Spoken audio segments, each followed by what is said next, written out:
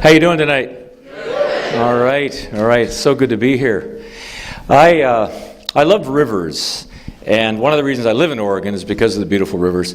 I live near the Willamette. I live in Milwaukee, and when I leave Portland, I never feel like I arrive home until I go down to the Willamette River and I smell that certain combination of mud and rotten cottonwood leaves in the river, and I hear that first great blue heron whose solitude I disturb as it says, "Rock, rock, rock," you know. And there's 110,994 miles of creeks, streams, and rivers in Oregon. It's amazing. Mr. Google told me that, so I know it's true. But imagine that, 110,000. And the story I'm going to tell you tonight from Barry Lopez, it has a beautiful line in that. I think it's a beautiful line. He says, to put your hand into the river is to feel the cords that bind the earth together. And Oregon has many cords that bind it together. And sometimes when I can't sleep, one thing I do is I lay in bed and I close my eyes and I try to imagine all the rivers of Oregon and see if I can name them and imagine where they all run. So I want to do that tonight to start. It's called the Oregon River Reverie. Don't say it fast 10 times. It's not going to work. So imagine that this is Oregon up here and we're in southeast Oregon right here. You'd be in Northern California out there, okay? So out of the Independence Mountains of Nevada comes the Owyhee River. It flows through Idaho. It cuts canyons 1,000 feet deep and runs 200 miles through Oregon and drains to the Snake River. And then from the Great Steens Mountain, the Donner River flows to the Blitzen, and the Blitzen cuts a swath 30 miles through high desert to Malheur Lake. And then from the eastern face of Elkhorns and Blues comes the Powder, the Burnt, and the Malheur River to Snake. And from the Great Wallowa Mountains back here in northeastern Oregon, from the Eagle Cap Wilderness comes Lostine River. Lostine flows to Wallowa River, to Minam, to Grand Ronde, and Grand Ronde flows to Snake, but before it gets there, the Wanaha comes into that. And then from right through the heart of the Wallowas comes the Imnaha River through the timbered uplands to the Columbia River Plateau and to the Snake. And then the Great Snake flows to Columbia. And here's the northern border of Oregon, Columbia running east to west. And as it does, it carries the Umatilla River from the Blue Mountains to the Columbia. And then from the Blues and the Ochocos comes the North Fork, Middle Fork, South Fork of John Day. 300 miles of river that flow from forested uplands through basalt canyons to Columbia. And then the Crooked River here, it twines through the Ochocos. And the Deschutes River dances from high Cascades. The Metolius bubbles from a spring on eastern flank of Cascades. And all three twine and meet at Lake Billy Chinook. That becomes the main stem of Deschutes that flows 100 miles north to Columbia. And then closer to us, from the north face of Mount Hood, the Hood River falls swiftly to Columbia. And from the south face of Mount Hood, Salmon River meets Sandy River, Sandy to Columbia. Then from western face of Cascades, Mackenzie, Kalapuya, Santiam, Molalla, Clackamas to Willamette. From eastern face of coastal mountains comes the Long Tom River, Yamhill River, Tualatin River to Willamette, and finally Willamette at Portland to the Columbia. From the northern face of coastal mountains comes Clatskanie River, and also Young's River all the way to Young's Bay at Astoria, and finally Columbia to the ocean. And then here at Astoria, looking south from the western face of the coastal mountains, comes the Niconacum River and Nehalem River to Nehalem Bay. Then Miami and Kilchis and Wilson and Trask and Tillamook to the great estuary of Tillamook. And then further south, Nestucca, Big and Little, of course, come to Nestucca Bay. And just south of that, the beautiful coastal Salmon River flows into the great estuary at the base of Cascade Head. And then Ulsey, and then Yaquina, and then Siusla at Florence, the dune country of Oregon. And then south of there, the beautiful Umpqua River. North Umpqua, born of the western Cascades, flows and cuts through coastal mountains, becomes South Umpqua, and that picks up Smith River, and then flows at Reedsport to Ocean. And just south of that, Coos River to Coos Bay. And south of there, the beautiful Coquille River meanders through coastal valleys to the Bandon estuary to the sea. South of there, the coastal rivers, the coastal mountains are the Siskiyous. And twining, threading through steep Siskiyous comes elk and sixes, and then at Gold Beach, the great Rogue River from the western Cascades through Siskiyous picks up the wild Illinois and drains to the ocean, and south of there, finally the Chetco River through Siskiyous to Brookings Harbor. But from southeastern Cascades comes Williamson and Sprague to the Klamath Lake to Klamath River, through Oregon to Northern California, Siskiyous to the ocean. Those are the cords that bind the earth of Oregon together.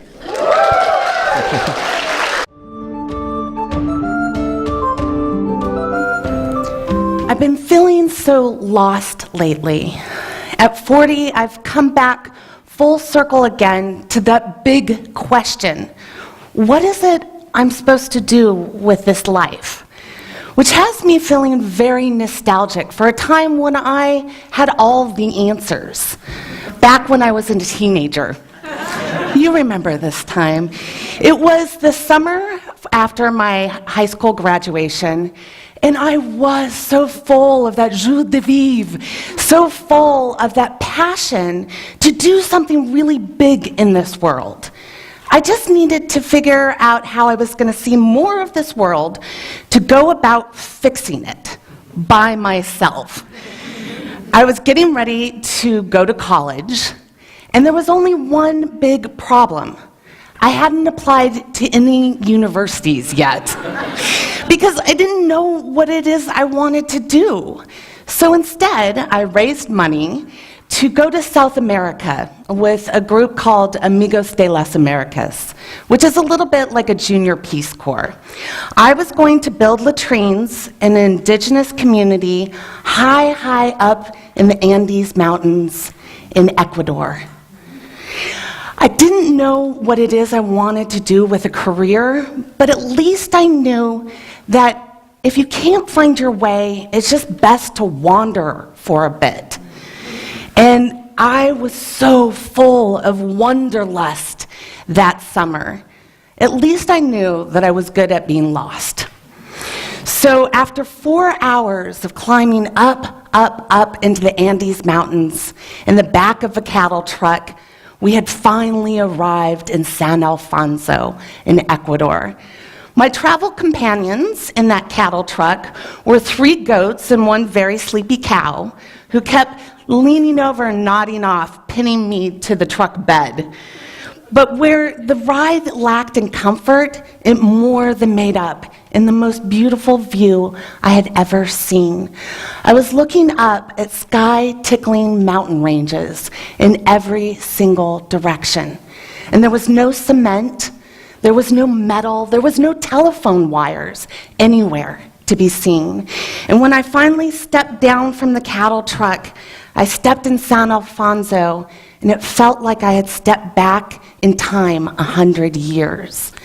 There was my host family lined up in front of their 2-story adobe house, and looking at them, they looked like they were a people in miniature.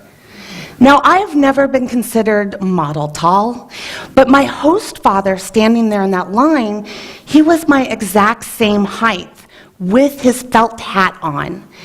And there, and next in line was my host mother, who just barely came up to my eyebrows. And she was a square block of muscle wrapped in a black wool pleated skirt.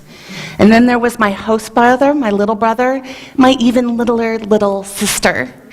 So my host mother waved me in to come inside and sit down at a rough wooden plank they used there as their dinner table. And as I ducked in, my eyes were having a hard time adjusting to the fact that there was no electricity, and it was dim and kind of smoky interior, and it smelled a little bit like burnt s'mores. And I could just make out this little white puff of fur running across the dirt floor. My host mother said, "Le gusta?" pointing to the guinea pig. Le gusta, le gusta, le gusta. I was going to use my language proficiency that I learned in 2 years of high school Spanish. Do I like? Yes, sí. We had our first connection. This was going to all work out. She nodded. Le gusta qui? Well, I'm more of a dog person, to be honest with you. But if this mutual fondness for guinea pig was going to bind this family together that summer, then yes, I loved this Cui. Si mucho, I said. She nodded and smiled. Now, she didn't smile with her teeth, because people in this town, I noticed, they never smiled a big toothy smile, because most people had maybe 1 or 2 teeth missing. But she smiled and she scooped up this little guinea pig, and it was so fluffy and white. She handed it to me, and I could feel its little heartbeat in my hand, and its little fat, warm belly. And I just thought, I was so surprised that I had been given the gift of a pet. And I thought, at the end of my stay, I'm going to re-gift her to one of the kids in the community. I was going to name her Snowball. My host mother took back Snowball for me, and petting her in her hands, because who could resist that soft white fur? She stretched her a little bit, and then twisted. Crunch! I squeaked! I don't know how I had missed it, but the smell in the house was not burnt s'mores. It was a gamey smell. And looking there in the open fire pit was 3 of Snowball's sisters, all furless, and they were impaled on sticks, and they were roasting there in the fire. My host mother had made a feast for me to welcome me that was probably worthy of a major holiday and cost the family probably just as much. I mean, this was food from their own mouths. It was a treat I had to eat. But let me tell you what furless, hairless guinea pig looks like. It looks like a rat. And so I'm looking down at my dinner plate, and there is Snowball looking back up at me, and she's black and charred, and her teeth are exposed, and she is pointing her claws at me, accusing me from a bowl of white rice. Well, when no one was looking, I would take the meat and I would throw it out the front door to the pacing wild dogs that were outside. Because dogs, like guinea pigs, are not considered pets in the highland of Ecuador. Nothing was like I expected it to be. Not only was I half a world around living in Ecuador, I was in a world that felt like it was turned upside down. Now, San Afonso on the map is located in a narrow valley in the Azuay province of the Andes in Ecuador. It's 7,000 feet or more of mountain living. I had no idea how to live in mountain living. I mean, my family, they signed me up for camp, but it was theater camp. Okay, I had never been taught to go out and look at the stars and find the belt of Orion. But I had learned to belt out my lines using my diaphragm. And so I had no idea that it was going to be that bone-chilling cold at night in mountain nights. And so I had not packed for this. I put on all the clothes that I brought to try to stay warm at night. And I must have looked like a snake that had swallowed a baseball in my zipped-up sleeping bag. And I would try to think of the warmest things I could to get to sleep that night. I would think of my friends and what they were doing that summer, the ones that had decided not to, be international humanitarians. And I would think of warm pool parties and listening to mixed tapes. And that's when I felt it, a pressing weight on my legs. But I was just too cold and exhausted to get out of my sleeping bag to see what it was. So in the morning, I slowly unzipped the sleeping bag and looked down, and there were 4 eyes staring back at me. It was 2 chickens who had taken to roosting on me at night. because they were smart. They had found the warmest place in San Alfonso, and it was on my thermal sleeping bag. And to thank me, they pooped profusely all over the material. But I had learned that a gringa is a chicken's favorite amiga. And so I had realized in my experience there that you have to just go on, because an adventure headache is a little bit like an altitude headache. I had thought that I was going to save the world one toilet at a time. The only problem was I had no idea how to construct a latrine. I mean, you had metal rebar and cement and tin roof siding were all the supplies. I didn't even know how to put a Lego kit together. I remember when I was little, I asked Santa's helpers to come back after Christmas to put together my dream Barbie home. But the town didn't need my help in the construction. Right? The men, the women, even the children all came together as a community to put together these latrines that were made of new modern material, some materials of which were more waterproof and structurally sound than many families' own Adobe homes, which was good.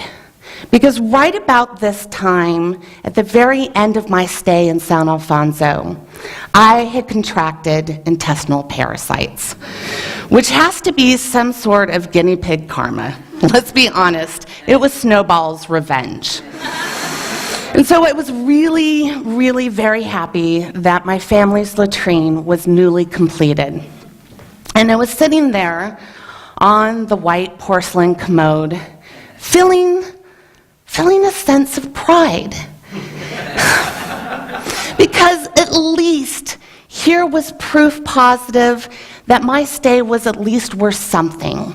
This latrine would be here long after I left. And as I was sitting there contemplating, I heard a familiar sound.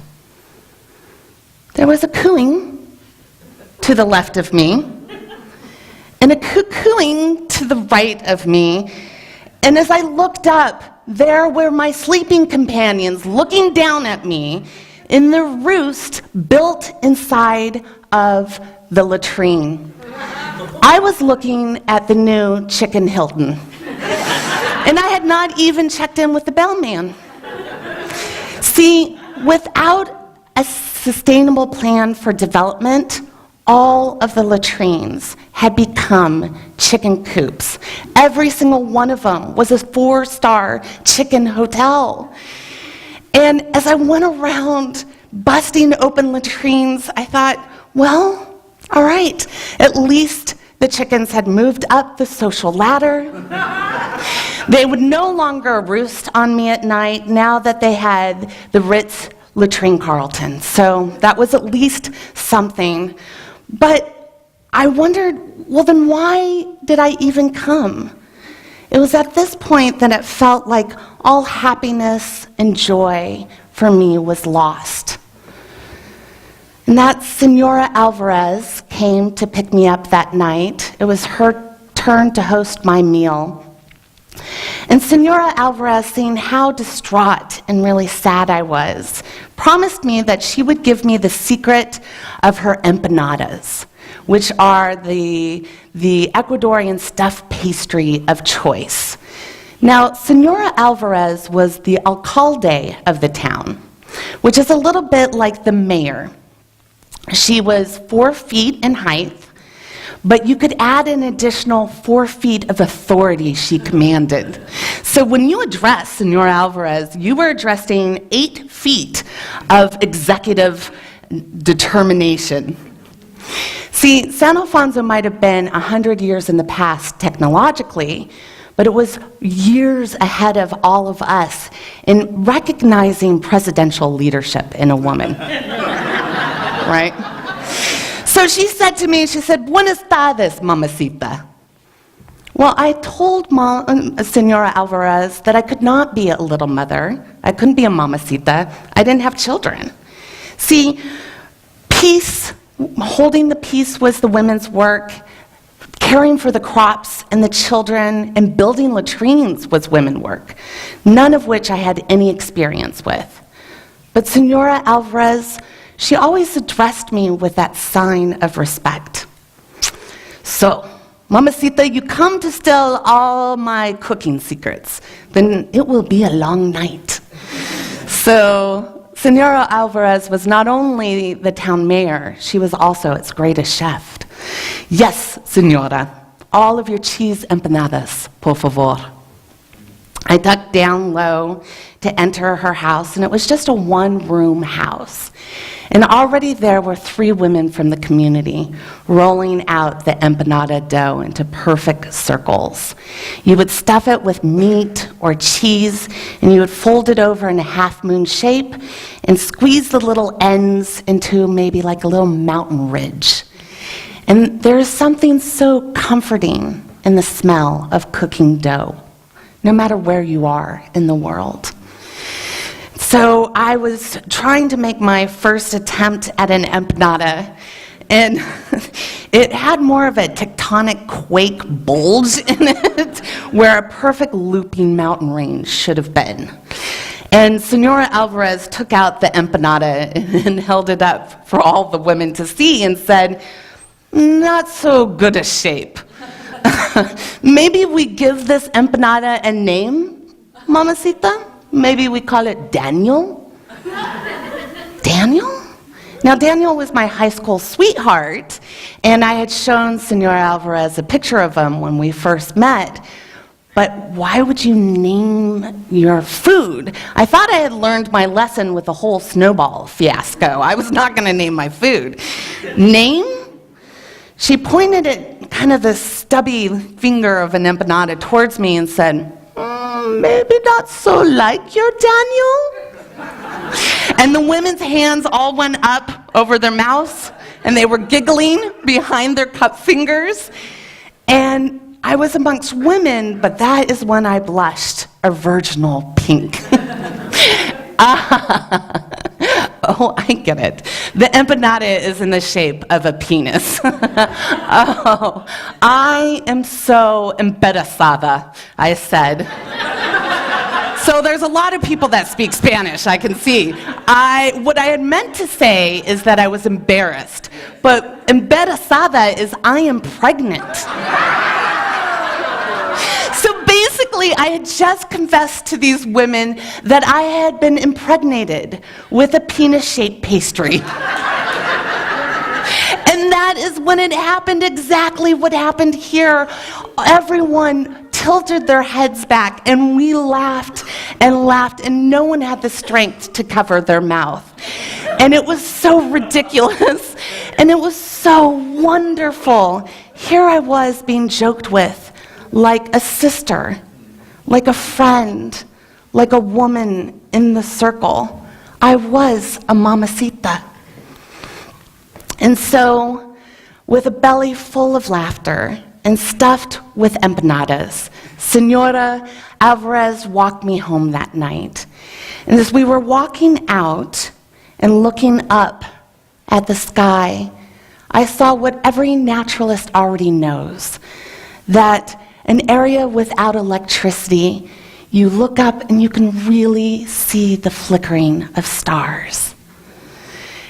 And as I'm looking across the valley, and I'm seeing the adobe homes on the other side, and the flickering cooking fire is illuminating them from within, and they're set against the black backdrop of the gorge, I turned to Senora Alvarez and I said, "Look, the houses, they look like stars." And she said, "Sí, todos estamos estrellas." She was right. We are all stars. The nitrogen in our DNA, the calcium in our teeth, the iron coursing through our blood is made from the material of collapsing stars. We are star stuff. But Senora Alvarez knew this all along. I was there walking in the middle of a Milky Way, The stars had fallen from the sky to fill this gorged out bowl of a valley, and they were twinkling and sparkling from above and drifting up from below, and we were in a snow globe of stars, and I was floating in eternity. I need this memory now more than ever to remind me that when I feel adrift in my life, I can never be lost, because you are your own North Star to navigate by. En todos estamos estrellas.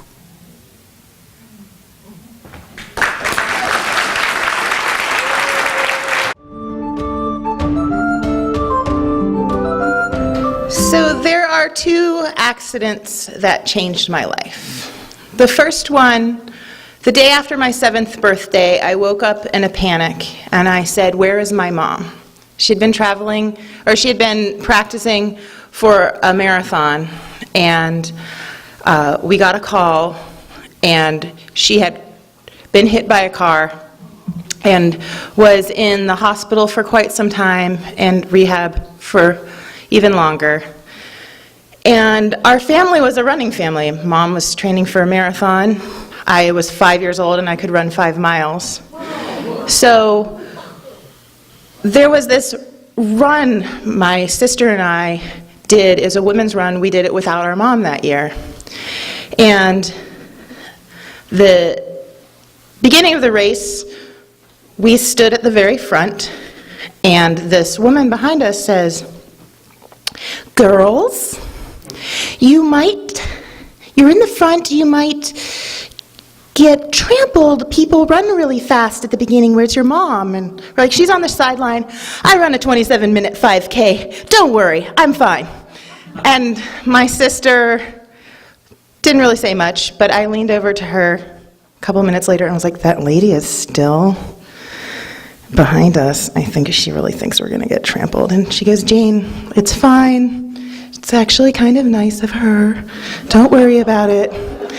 So the race started, and we're in mid-stride, and somebody from the paper took a picture. So my parents asked if they could have the picture. So there's all these tall women and 2 little half pints, and then these tall women in mid-stride. So my parents asked the paper if they could have that, and they framed it and put it on the wall, amongst all of the other racing pictures for our family.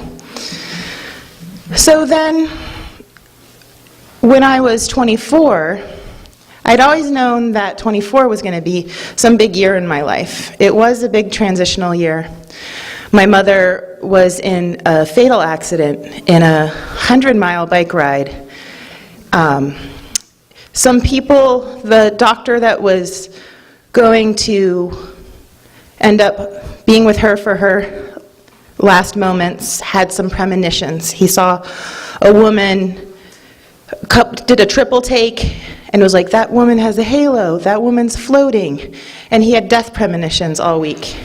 And when people gathered together, there were Luna moths, and I'd never seen Luna moths before.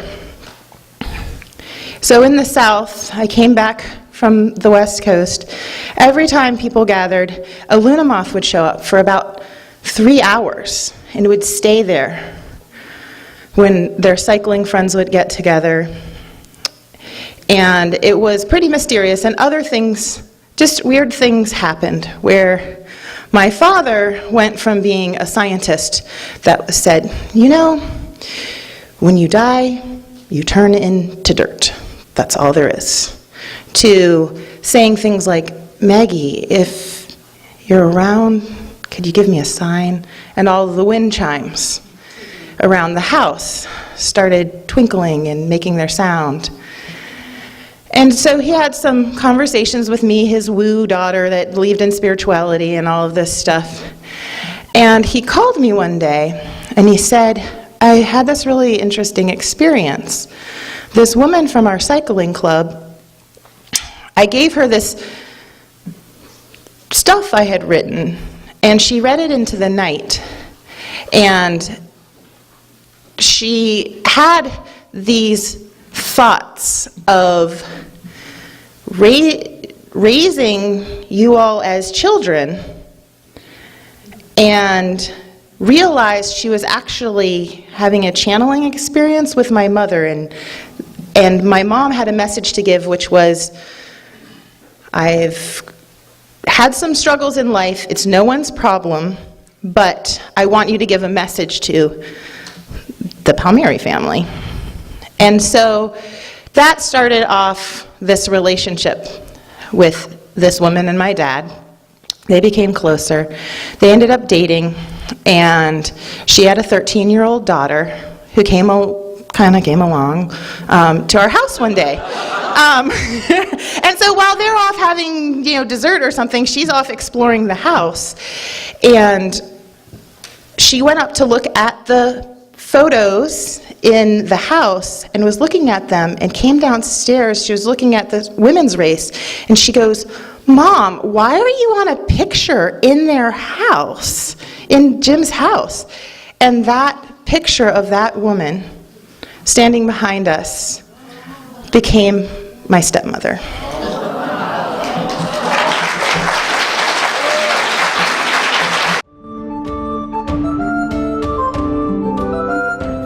When I turned 18 and was getting ready to head off to college, the entire trajectory of my life changed. The plan had been to go to college, get a job, and maybe have a family. And suddenly, everything changed, and my life became a 3-act play. The first act was a story between star-crossed lovers. The second act, a dark, historical tragedy. And the third act, a comedy. And as the bard himself said, all's well that ends well. As the story opened, I was involved in a late summer romance. She was from the right side of the tracks and headed down the road to an elite private women's college. Sue was going to major in English and wanted to write the next great American novel. She was short and cute, but really wanted to be tall and beautiful. I was tall and geeky and headed 1,000 miles away to a state engineering school. And all I wanted in life was to graduate and move on with life. But somehow that summer, what had been a long-term friendship became a romance. And one night she said she loved me, and I told her the truth. I didn't know what love was. And she said that's okay, but we both knew it wasn't. And when the summer ended, we promised each other the romance would end with it. But somehow, despite differences in distance, the romance continued. And that spring, I got a chance to come home and go to a family wedding.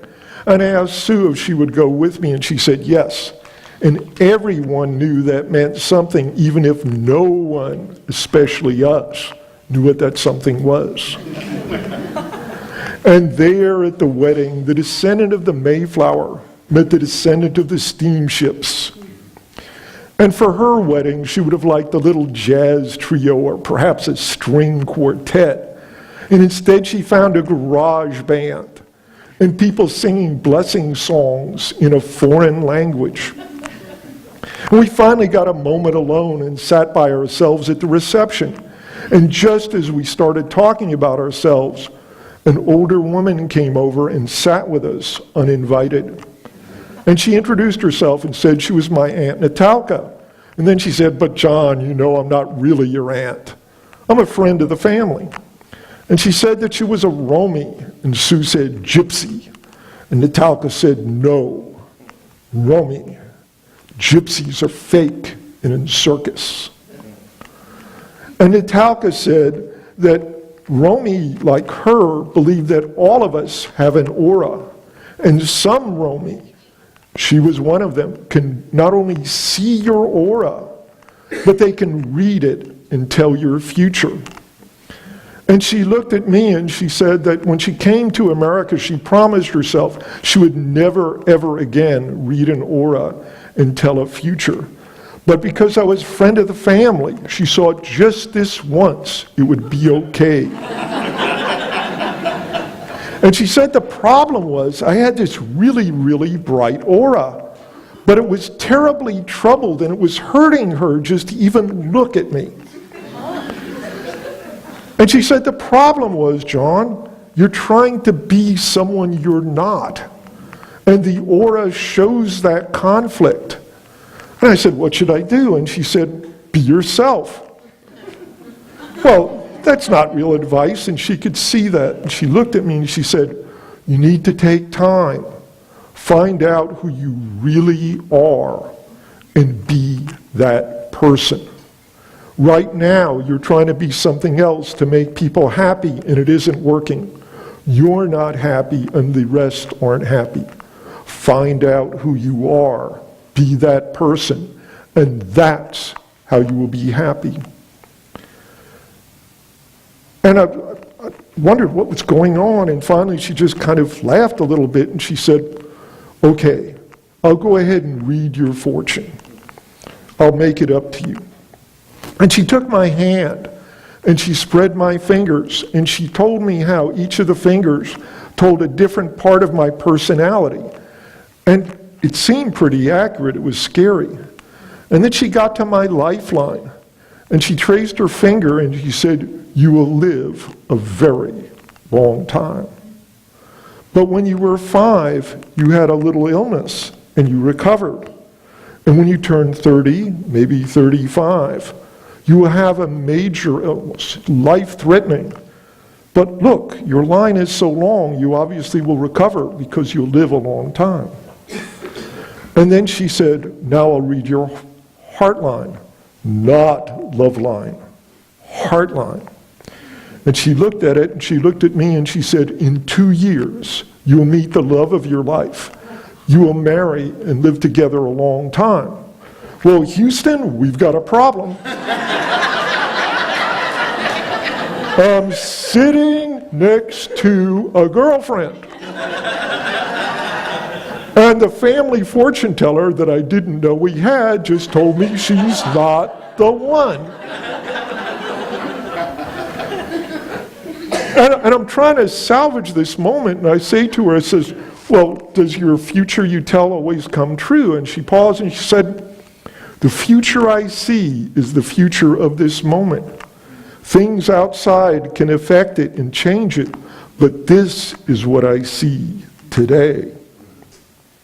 And now I'm really conflicted and I'm struggling. I invited the girlfriend to this thing and it's not working out really well. And I asked her to read my girlfriend. So she took Sue's hand and she held it and she looked at Sue's eyes. And then she shook her head and she said, I can't do this. It doesn't work with everyone. I'm not a gypsy fake. I'm real Romy. And with that, she excused herself for a moment. And I paused and I was still trying to salvage this moment. And I said, well, why did you stop telling people's futures? And she then told us her story. When she was a young girl, the Nazis came to power in her country. And she heard the stories that the Nazis were taking the Romy and the Jews to concentration camps. And she knew it was only a matter of time before they would come for her family. And then one day there was a knock at the door. It was the Gestapo. And they took only Natalka away. And they took her to their headquarters. And the commandant said to her that the Nazis believed in this occult. And they had heard about her powers and they wanted a demonstration. So they put Natalka in a room and would bring strangers in to talk to her. And they asked Natalka to read each person. And she said some were liars, some were telling the truth, some were just innocent people off the street, but a few were evil and vicious. And she read each person and told them what she read. And when she was done, they walked away and left her alone with one guard so they could talk among themselves. And then they came back and took her in to see the commandant. And the commandant said to her that he was going to give her a choice. She could work for the Nazis and read people's futures, or she and her family would immediately be sent on the next train to the concentration camps. And Natalka said she was trapped and she didn't know what to do, so she made the only decision that made sense to her. She decided to save her family and work for the Nazis. And she spent the war mostly just reading children and sorting them out, sending them into the army or into school or to work in the farms. And I said to her, "Did you ever lie?" And she said, "Yes, but I had to be very careful." She said, "One day I met this boy who was so good and so pure, I had to save him. So I lied to them and made sure that he wouldn't be anywhere in danger." And I said, "Well, what was he going to be?" And she said, "It didn't matter. What he was good, and he would always be good, and she had to save him." And she said another time she met a child who was vicious and evil, and she told the Nazis that the child was sick and needed to go to a hospital. She said, "I had to protect the world from that child. He was that dangerous."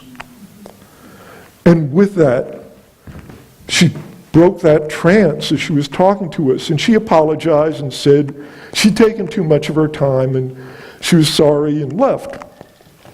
And as she walked off, I'm alone with Sue, and Sue turns to me and said, "What was that?"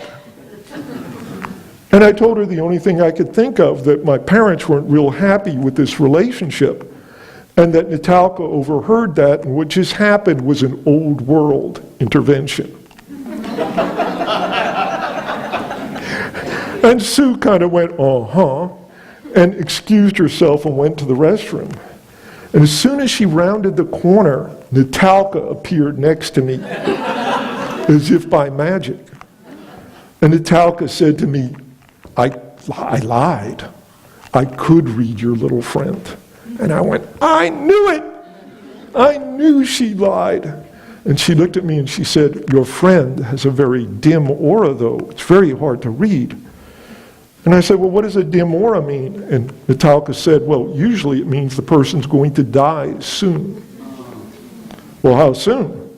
Now?" She said, 3, maybe 5 years. "Well, now what am I supposed to do with this? You've told me this information. Am I supposed to tell Sue?" And Natalka just said, "Remember, I told you, the future is the future I see of today, and things can change. But I trust you to make the right decision." And with that, Sue comes back, Natalka disappears, and I'm left with this horrible problem. What do I say?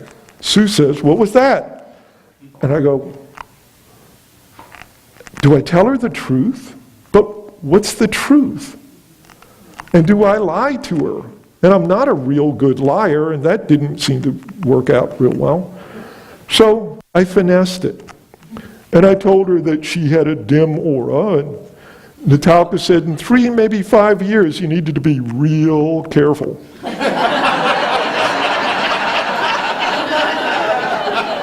Real careful. Because something's going to change your entire life.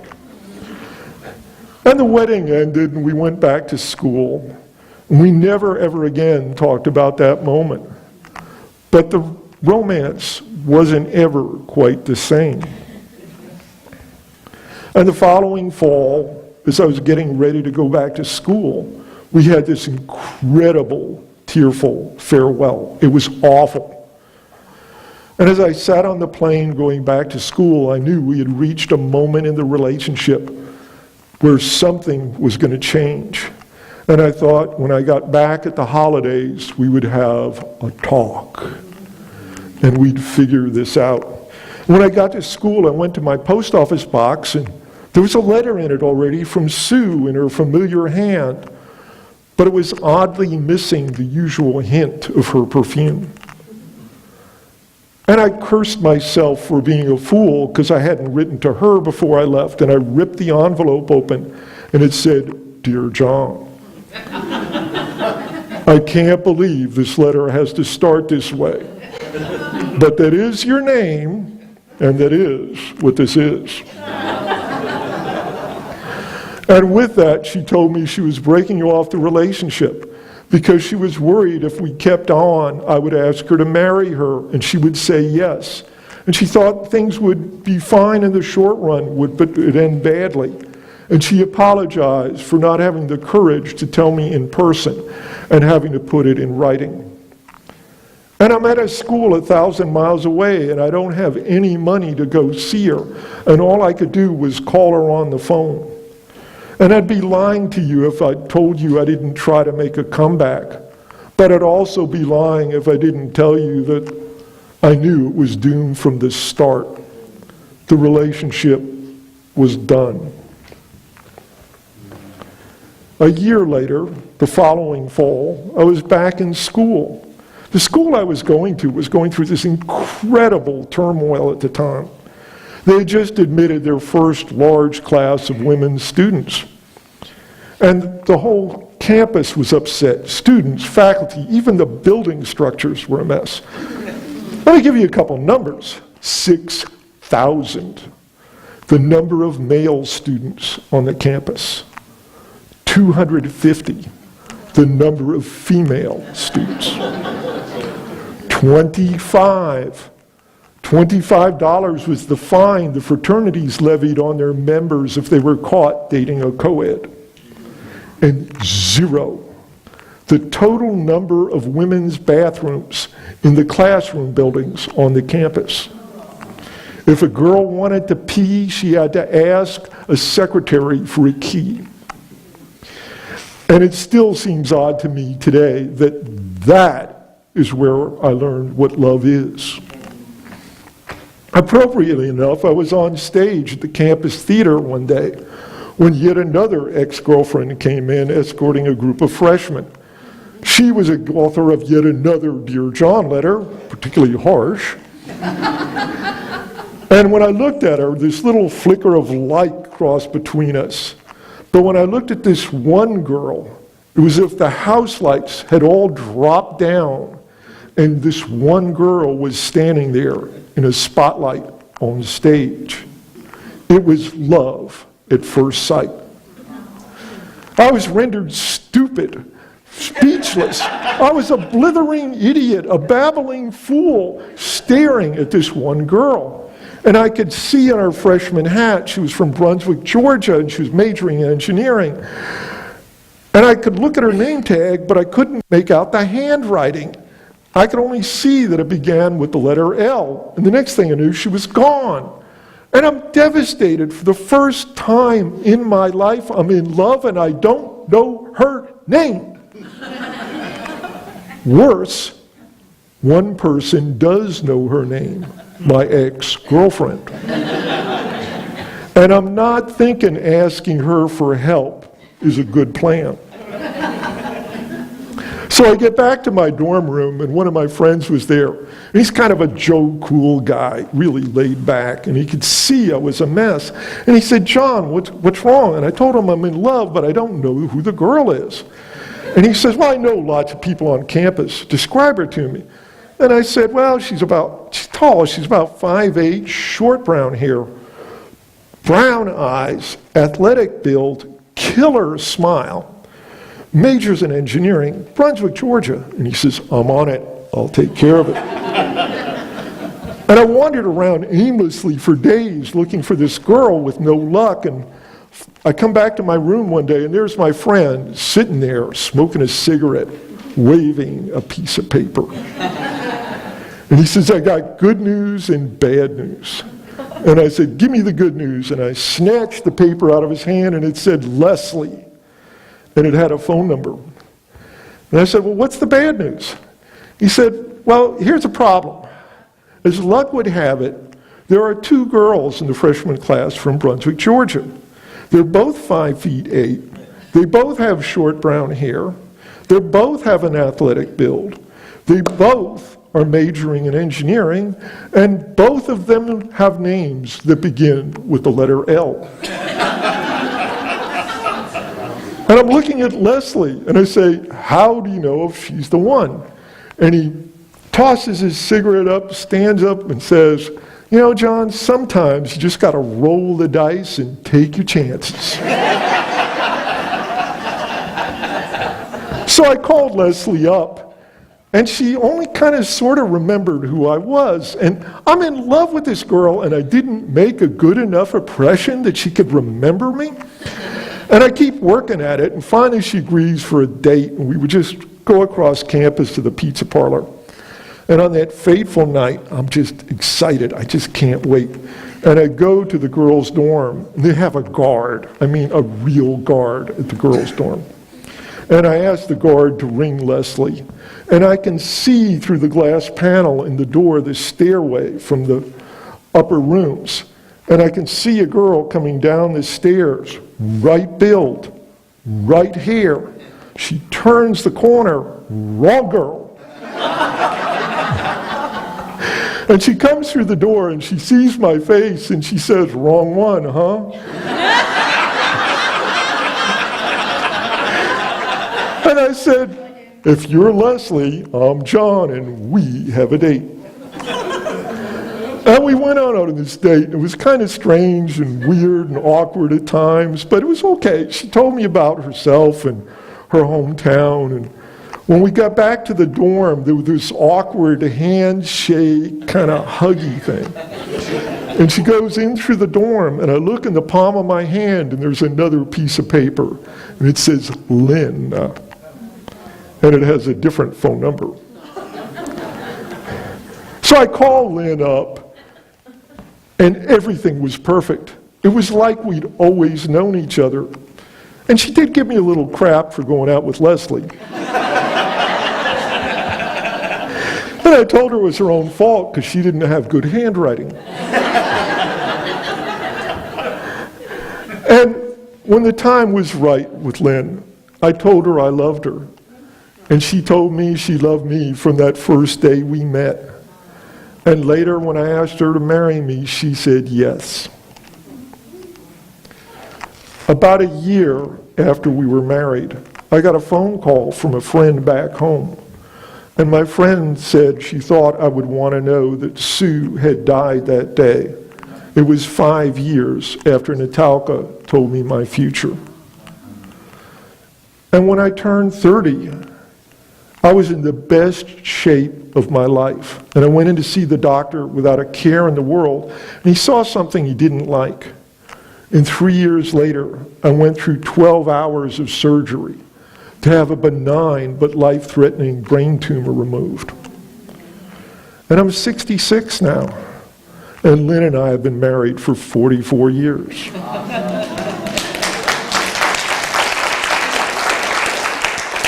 And so I guess Natalka was right.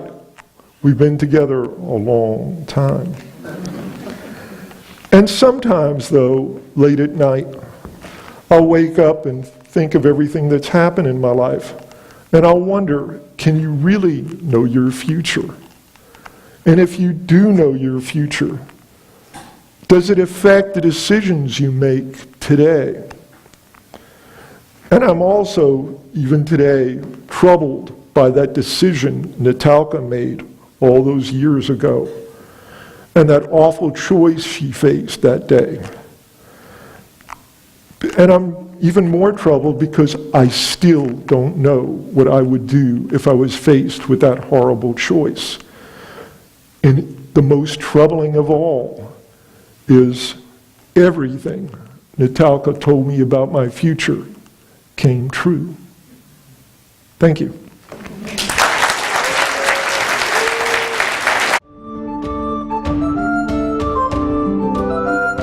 How are you all this evening? It is so nice to be in the Clinton Street Theater. Wow, this is fantastic. And I recently learned my story It takes place on an island. And an island, I recently learned, is surrounded by water and ocean.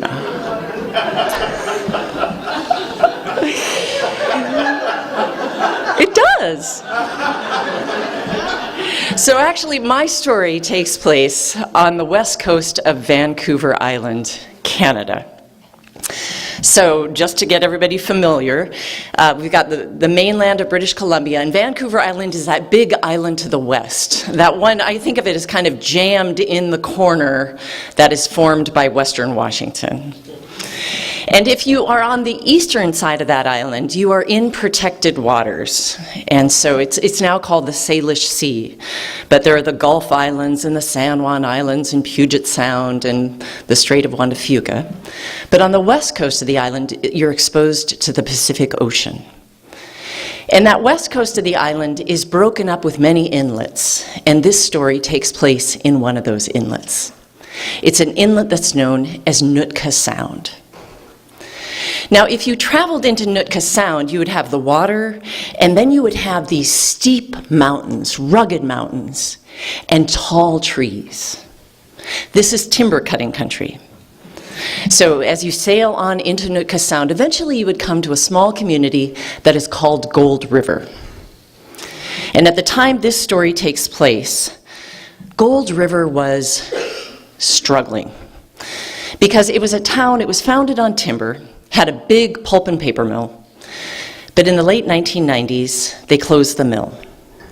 So a lot of the jobs just, they were gone, and a lot of people left.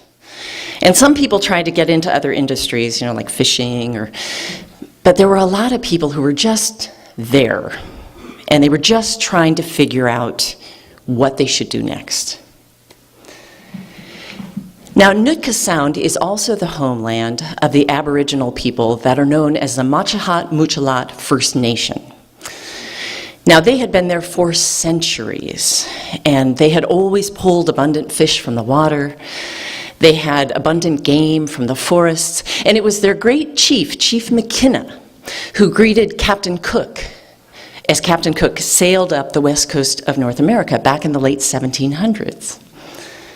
But in the centuries that had followed, there had been smallpox and any number of social ills and economic challenges. And so at the time this story takes place, these First Nations people were just trying to hold on to what they felt was dear. And then one day, something wondrous happened. It was in June of 2001, and this young, lone orca whale swam into Nootka Sound. Small is relative. He was 12 feet long. And orca whales, some people call them killer whales, but they're the whales, they're black and white, and the males get a tall dorsal fin, a tall fin on their back. But this lone orca whale swam into Nootka Sound. Now, the first people to notice it were people who worked on this boat called the Uchuk 3. And the Uchuk 3 was one of those boats left over from World War II. And it ran supplies and people between the remote communities that were there on the west coast of Vancouver Island. And it was one of the crew members who looked over, and in a small bay, he saw this lone whale. The whale kept its distance. But soon, as the Uchuk 3 was chugging by, the whale started coming out to the boat. And the whale was a charmer. He would jump and splash in the wake. He would swim around and around the boat. He was so much faster than the boat. And when they would stop the boat and the crew would come out on deck, the whale would come up and he would squirt these sprays of water out of his lips. And he would just hose the people there on the deck. And there was this crew member who stuck his hand in the water and he waved it back and forth. And that little whale turned on his side, put his pec fin up in the air, and waved it back and forth. Well, the word got out about this lone orca whale, and soon just about anybody who went out in Nootka Sound ran a pretty good chance of encountering this whale. And it was very obvious that he wanted to play, that he wanted to interact. So there was a time where somebody had a rubber buoy, and they tied a line to it, and they threw the buoy in the water. And the little whale took the buoy and gently played tug of war. There was a man who had stopped his boat, and as the whale swam around the boat, the wind blew his hat off into the water. And the little whale dove down and came up so that the hat was perched on his nose. And soon this little whale was coming up to boats, opening his mouth and allowing people to rub his tongue. And so as the people interacted with this whale, they looked around, they were like, where are the other orca? Because you never saw orca whale by themselves, let alone young whales. So where did this whale come from? Well, the answer came in a swirl of gray on the whale's back. Because every orca has a swirl of gray on its back right behind its dorsal fin. And that swirl is called a saddle patch. And the pattern of that saddle patch is as unique to that orca as fingerprints are to you and me. So as the pictures got out of this lone orca whale, the scientists recognized the whale. They knew it was a male. He had been born 2 years before into a family of orca known as L-Pod. And when he was a newborn, a Seattle newspaper had held a contest for kids to name the orca. And so the orca had received the name of Luna, Spanish for moon. Now the scientists, earlier that summer, they had taken a census of L-Pod, and they had noted that Luna was missing. So they thought Luna was dead, because when young orca go missing, they never show up again. But now the scientists were confused, because L-Pod had never been documented anywhere near Nootka Sound. Their summer grounds were down in the waters near Seattle. So they were trying to figure out, why would a young orca whale leave its family, swim 200 miles up to Nootka Sound? How had it found enough salmon along the way in order to survive? In human terms, this is like a 2-year-old orca whale is the equivalent of a human toddler. So just imagine a toddler finding its way from Portland up to Seattle, under its own steam, finding enough Cheerios and strained peas along the way in order to survive.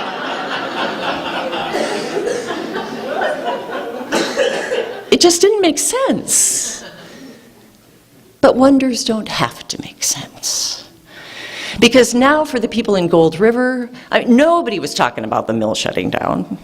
Nobody was talking about a dismal future. Everybody was talking about Luna. And for the First Nations people, Luna meant something more. Because earlier that year, an elder, their chief, a man by the name of Ambrose McKenna, became ill. And the plan for succession was, when he passed, the leadership would go to his son, a man by the name of Mike McKenna. But before the elder died, he said, "I want to come back as an orca." And then he died, and then Luna showed up. Now, if Luna would have been with his family, there would have been a lot of communication. They use clicks and whistles and things that we humans are just starting to understand. But there would have been a lot of interaction, a lot of touching. And L-Pod was led by this elder female, probably Luna's mother. And all of the members of L-Pod were very close relatives, so brothers, sisters, aunts, uncles, first cousins. And Luna would have swum with his family for the length of his entire life. And we believe that orcas live about as long as humans do. But because Luna was up in Nootka Sound, isolated, he had no L-Pod. He had no family. So he made a pod out of people. So it got so that Luna recognized familiar boats. And when they were out on the water, he would zoom out to those boats, and he would rub on the underside of those boats.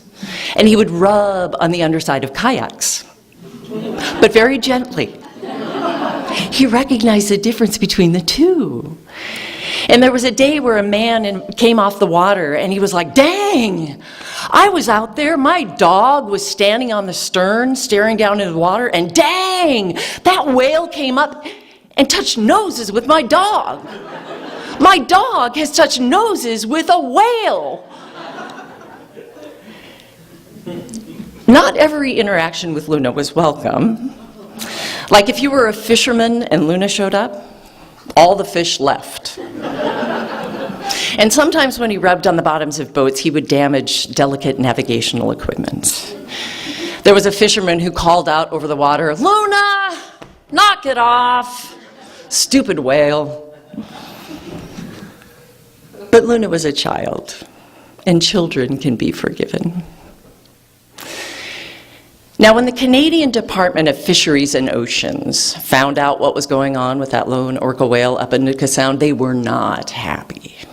Because orca are endangered species. And so to interact with them is to interfere with them, and that is against the law.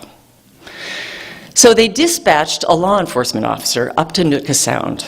And just like that, overnight, it became a crime to interact with Luna, even if Luna initiated it. And so Ed Thornburn, this mild-mannered fisheries officer, was suddenly the whale cop. And he had his work cut out for him. So early on when he's there, he's looking out on the water and he sees a boat that stopped, and through binoculars he can see the whale is swimming around. And so he throws his boat in gear, zooms out there. He is like, "You are so busted." And the boat operator's like, "Oh, just ran out of gas. I'm just switching tanks." And Luna showed up. Or the boat operator would wave a wrench and say, "Oh, engine troubles, everything's fixed now." And Luna showed up. But the whale cop, he was persistent, and the interactions with Luna diminished. And so Luna came into the marina of Gold River, and he started rubbing on boats that were tied up at the docks. He would rest his chin on the edge of the dock and just watch. And there was a day that a man was working, and he accidentally dropped a chain in the water, and the chain sank, and Luna was nearby. And Luna dove and came up a moment later with the chain hanging from his mouth, and he brought it back to the man.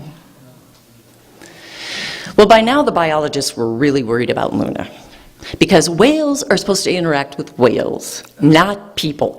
And they felt like the longer he was separated from his family, the more he interacted with humans, the more comfortable he was around boats, the more they risked him becoming injured, or worse. So in 2003, they announced that they were going to try to reunite Luna with his family. And their plan was this.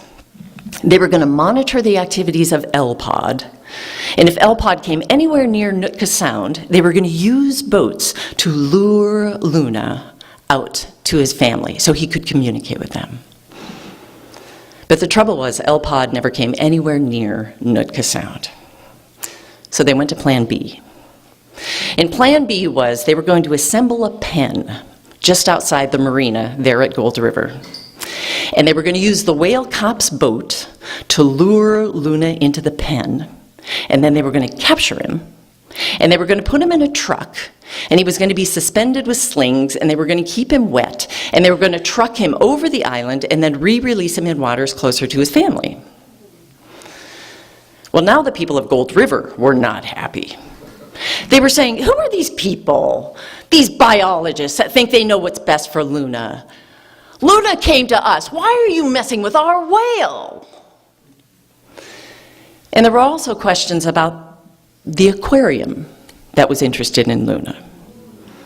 What if they captured Luna and they couldn't re-release him and they sold him to the aquarium instead? And the authorities said that was not the plan, but they wouldn't rule it out. Well, now the Machahat Muchalat First Nations people were not happy, because Was Luna a reincarnated chief? Yes, no, maybe. But this Chief Mike McKenna did know. Luna was a wild creature, and he deserved to determine his own destiny. So the authorities came, they brought their pen, they assembled it there in the water just outside the marina of Gold River, and then they announced to the world the day they were going to try to capture Luna. Media poured in from all over the world. And the day of the capture, the sun was shining, it was a beautiful day, but there was just this buzz in the air, this tension. And the people of Gold River stood on the shore and looked out at the ocean, and they could see the pen, they could see the whale cop and his boat, and out there in the sound they could see Luna. And the whale cop put his boat in gear and started heading out toward the whale. And that is when they heard the singing.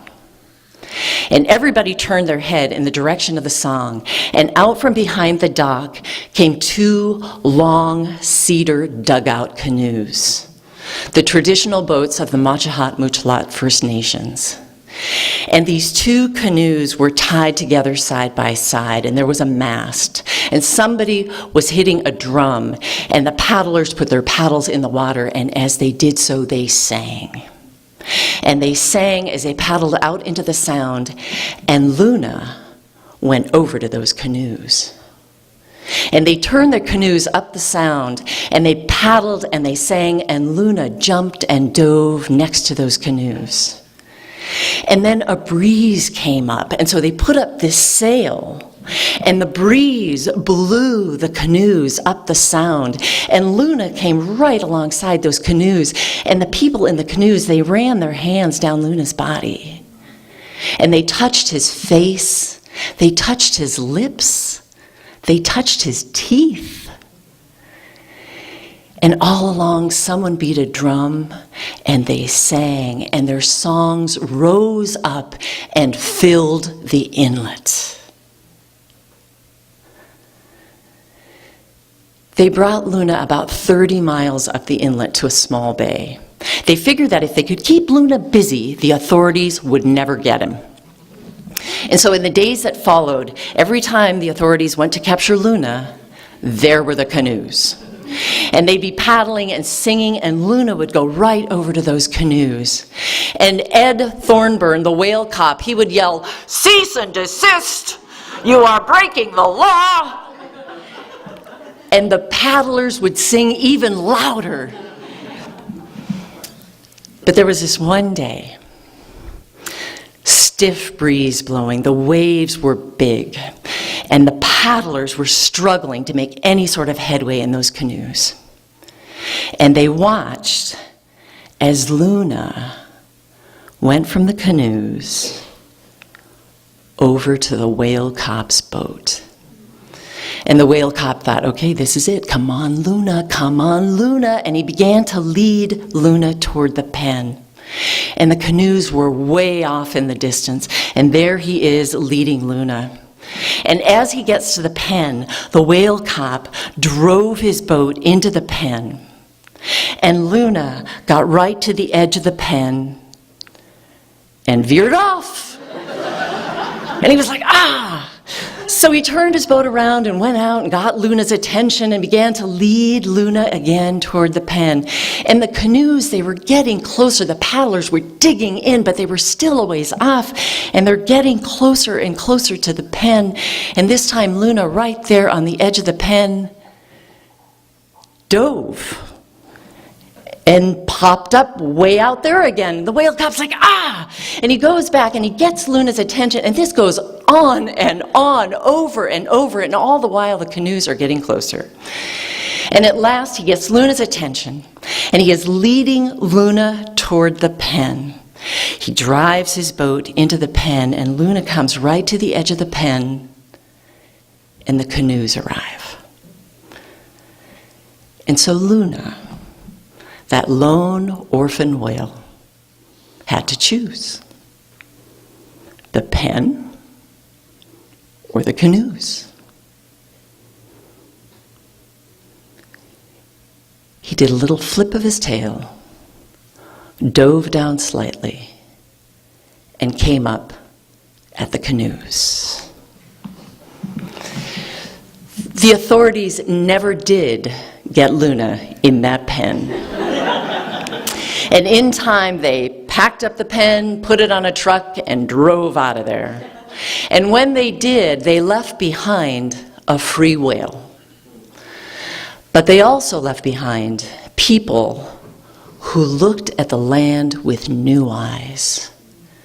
They looked at Nootka Sound, that water, those steep mountains, those rugged mountains, and those tall trees. And in that, they felt this profound sense of pride for its wildness. And all of that was a feeling rekindled with the help of a young, lone orca named Luna.